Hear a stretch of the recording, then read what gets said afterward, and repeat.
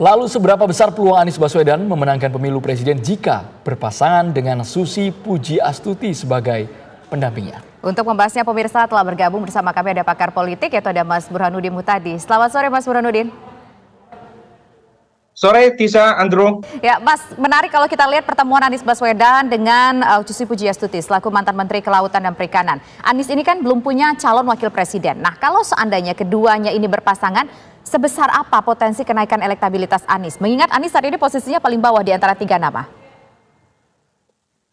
Ya, pertama begini Tisa, sebelum menjawab pertanyaan penting tadi, menurut saya Mas Anies masih dalam proses penjajakan berkaitan dengan cawapres yang bisa diterima oleh ketiga partai yang mengusungnya dalam koalisi perubahan untuk persatuan.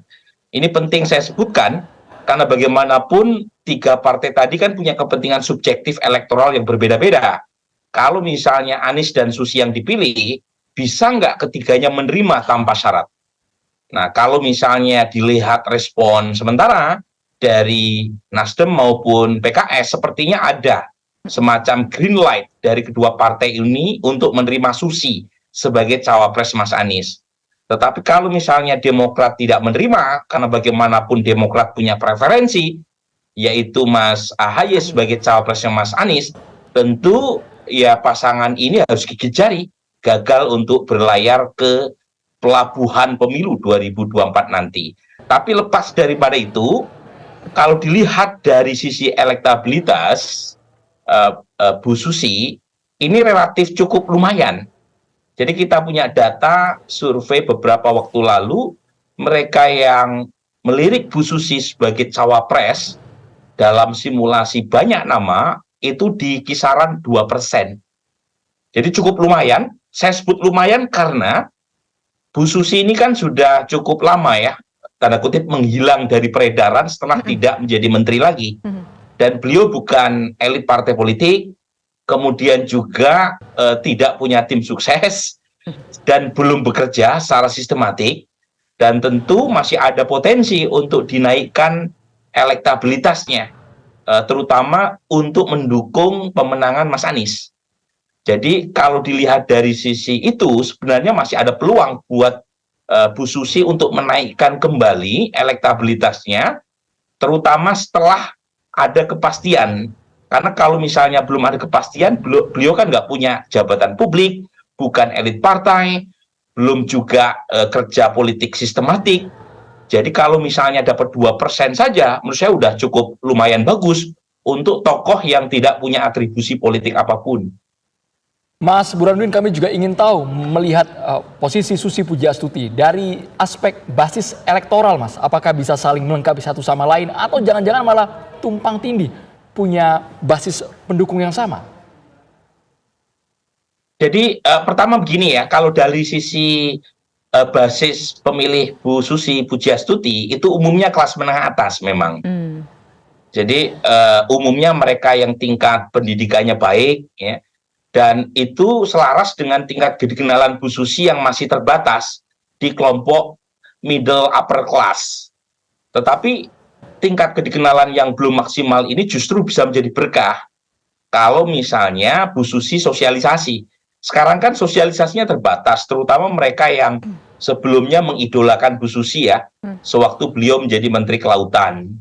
Jadi masih banyak yang belum kenal. Dari sisi wilayah, memang tidak spesifik yang memilih Bu Susi itu berasal dari kelompok wilayah tertentu.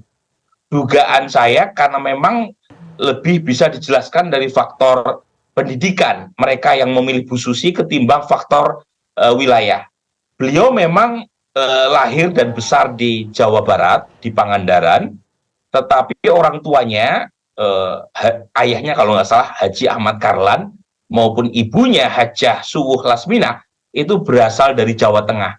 Jadi ada potensi melengkapi kelemahan Mas Anies, terutama di Jawa Tengah yang masih sangat kurang, terutama dari sisi latar belakang orang tua.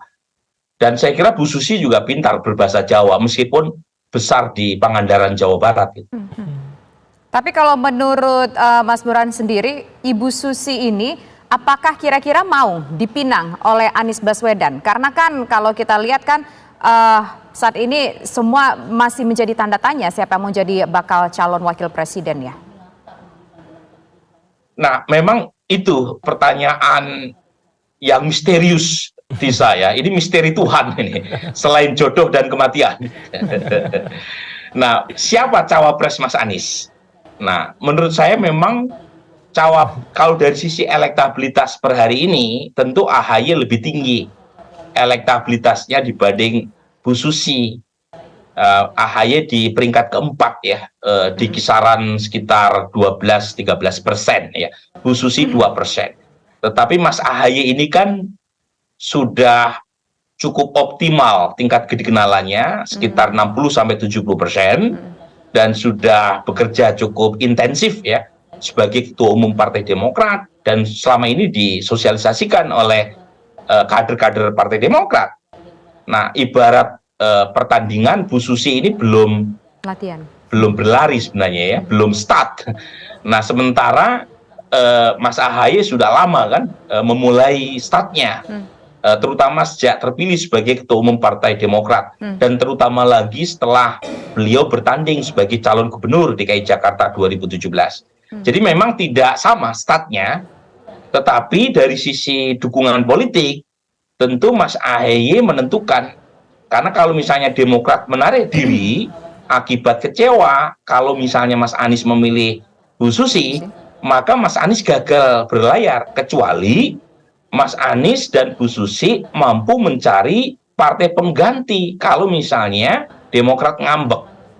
Nah, sejauh ini kan green light dari Nasdem dan PKS. Tapi dua partai ini saja tidak cukup untuk bisa melayarkan Mas Anies dan Bu Susi maju dalam pertarungan elektoral 2024. Jadi kuncinya adalah cawapres yang bisa diterima oleh tiga partai. Nah, masalahnya tiga partai ini kan tidak seluruhnya punya kesepakatan nama yang sama, siapa pendamping Mas Anies. Nah, ini misteri tadi yang menurut saya perlu dituntaskan segera, karena Mas Anies sudah dicapreskan sejak Oktober 2022. Jadi menurut saya kalau terlalu lama mengambil keputusan buat Mas Anies, itu juga akan menurunkan semangat ya, atau momentum yang selama ini sudah beliau raih, terutama pasca deklarasi. Mas Burhan, ini kan kalau untuk mitra koalisi sudah punya preferensi pasangan yang diusulkan kepada Anies Baswedan. Tapi kalau untuk calon lain, Mas, karena kita ingat beberapa hari lalu bukan hanya Anies yang mendatangi Bu Susi, tapi juga ada Prabowo Subianto. Mungkin tidak Susi ini jadi rebutan kandidat lainnya, Mas Burhan? Sejauh ini untuk dipinang oleh kandidat yang lain mungkin agak berat ya. Pertama, dari sisi Pak Prabowo membutuhkan calon wakil presiden yang kuat di wilayah Jawa Timur dan Jawa Tengah. Nah, sejauh ini Bu Susi belum cukup kuat di situ. Nah, kemudian dari sisi Mas Ganjar, nama Bu Susi juga tidak disebut, baik dalam 10 nama maupun shortlisting 5 nama.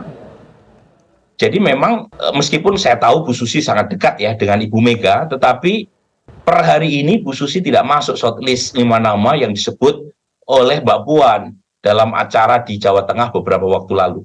Jadi satu-satunya potensi Bu Susi terbuka peluangnya sebagai cawapres adalah jika Mas Anies itu melirik ke Bu Susi sebagai pendampingnya. Dan menurut saya ada banyak kesamaan memang Mas Anies dan Bu Susi. Satu, sama-sama menteri Pak Jokowi di periode pertama. Kedua, sama-sama punya narasi perubahan. Jangan lupa, Bu Susi ini dianggap tidak dipilih oleh Pak Jokowi di periode kedua karena bersinggungan dengan salah satu menteri kuat di Pak Jokowi ya. Dalam ini adalah Pak Luhut. Jadi dianggap punya narasi perubahan yang mungkin konsisten dengan apa yang selama ini dijual oleh Mas Anies. Dan terakhir ada gimmick ya, ada chemistry ya, ada chemistry antara keduanya. Ketika bertemu, ketika berinteraksi, termasuk kalau kita lihat track record-nya, jangan lupa yang mempromosikan program Kejar Paket C Mas Anies ketika Mas Anies jadi Mendikbud itu adalah bintang iklannya Bu Susi. Jadi Bu Susi dapat ijazah SMA melalui Kejar Paket C itu melalui program Mas Anies. Jadi ada banyak chemistry yang mempertemukan, tapi lagi-lagi satu tantangan ya yang membuat Bu Susi gagal berlayar ya bersama Mas Anies adalah kalau ada salah satu dari partai pendukung Mas Anies yang menarik diri dari koalisi perubahan kalau Mas Anies memilih Susi. Itu saya kira yang membuat Susi bisa gagal. Oke, kita tunggu saja apa jawaban dari misteri yang menjadi pertanyaan kita bersama sore hari ini. Terima kasih Mas Burhan atas waktunya sudah bersedia berbincang bersama kami. Selamat petang. Bisa, sama-sama Andrew. Ya Mas.